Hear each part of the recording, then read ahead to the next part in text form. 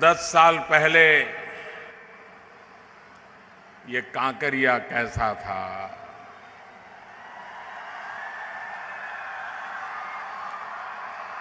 ये डेयरी का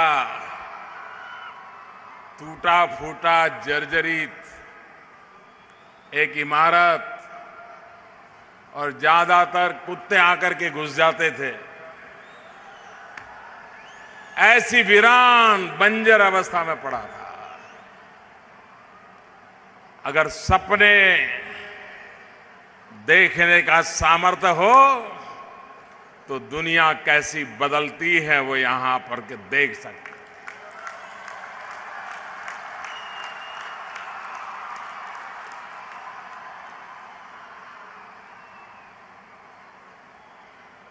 खेल जगत के जितने भी लोग आज यहां आए हैं,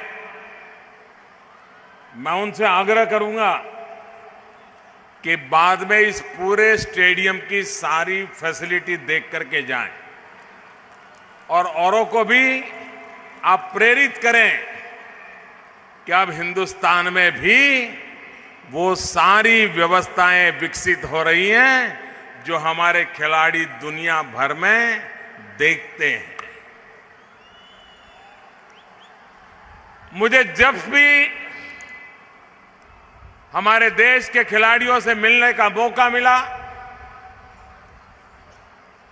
मैं उनसे जुड़ जाता हूं, उनसे बड़ी प्यार से बातें करता हूं, उनसे सुनता हूं। मैंने कभी मेरे देश के खिलाड़ियों के हौसले में कमी नहीं पाई है, उनके परिश्रम में कमी नहीं पाई है।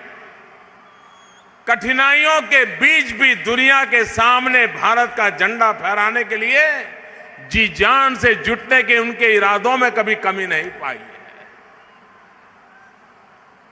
लेकिन कठिनाई ये है कि हमारे पास सामर्थ्यवान युवा पीढ़ी है।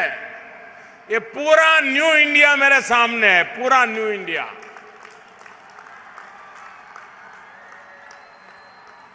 लेकिन हमारी सोच, आप हैरान होंगे, मैं इन खिलाड़ियों से तो मैंने पूछा नहीं है, लेकिन इनको तो अनुभव आया होगा। अगर विमान में जा रहे हैं, ट्रेन में जा रहे हैं, तो लोग उनको पूछते होंगे, परिचय हुआ, क्या करते हो? तो ये कहेगा मैं नेशनल गेम खेलता हूं, कोई कहेगा मैं इंटरनेशनल गेम खेलता हूं। तो अगला क्या सवाल आएगा मालूम है? अगला सवाल इनको पूछते हैं, भाई तुम खेलते हो, नेशनल खेलते हो, इंटरनेशनल खेलते हो, करते क्या हो? यानी खेलना ये भी देश की बड़ी सेवा है, जीवन में कैरियर का रास्ता है। ये हमारे देश में किसी के गले नहीं उतरता है। इन सबको अनुभव होगा। वो कहेगा मैं नेशनल खेलता हूं, तो पूछते अच्छा खेलते हो, लेकिन और क्या करते हो? सीमा पर जो जवान खड़ा रहता है और कोई उनको पूछे तुम क्या कर रहे हो, तो कहेगा मैं सीमा पर जवान के तरह खड़ा रहता हूं। और फिर कोई उसे पूछे लेकिन आप काम क्या करते हो, तो उससे बड़ा दुर्दैव क्या होगा? मेरे खिलाड़ियों के साथ भी समाज के अंदर यही होता रहता है।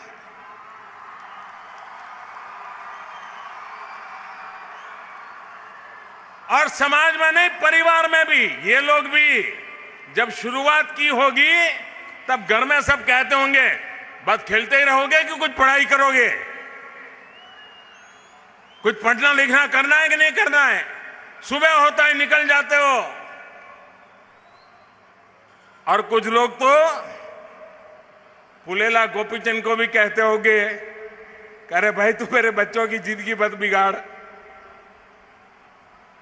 हमारे देश में ये माहौल है,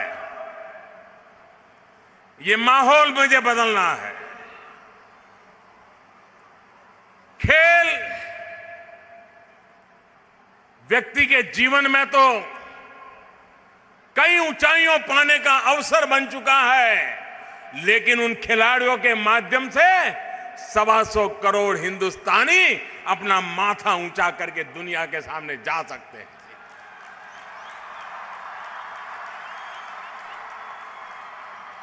दुनिया के किसी भी देश में वहां के किसी खिलाड़ी का नाम अगर मैं भाषण में देता हूं, 5-5 मिनट तक तालियां बजती रहती हैं अगर उस देश के किसी खिलाड़ी का नाम अगर मैं उस देश में बोलता हूं। अभी मैं पोर्चुगल में था 2 दिन पहले, वहां के फुटबॉल के प्लेयर को मैंने याद किया, सारा माहौल बदल गया, तालियों से माहौल गूंजने लग गया। खिलाड़ियों के प्रति ये सम्मान, ये आदर, ये हमारे देश की परंपरा होनी चाहिए, हमारे परिवार की परंपरा होनी चाहिए, हमारे देश की ये सामाजिक विरासत के रूप में पनपना चाहिए। गुजराती यानी स्कूल कॉलेज में पढ़ने जाए तो जेब में 2 पेन लेके जाता है और शाम को आते आते 1 पेन बेच करके आता है। उसकी रगों में व्यापार होता है। वो कोई भी नई चीज ले जाएगा, अपने दोस्तों को दिखाएगा और बेच करके आएगा।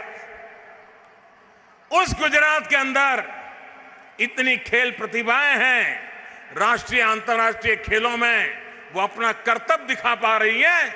इससे बड़ा आनंद क्या हो सकता है। 25 साल में गुजरात को 10 गोल्ड मेडल मिले, 25 साल में 10। और ये खेल महाकुंभ का परिणाम है कि 1 साल में गुजरात 10 गोल्ड मेडल लेकर के आ गया।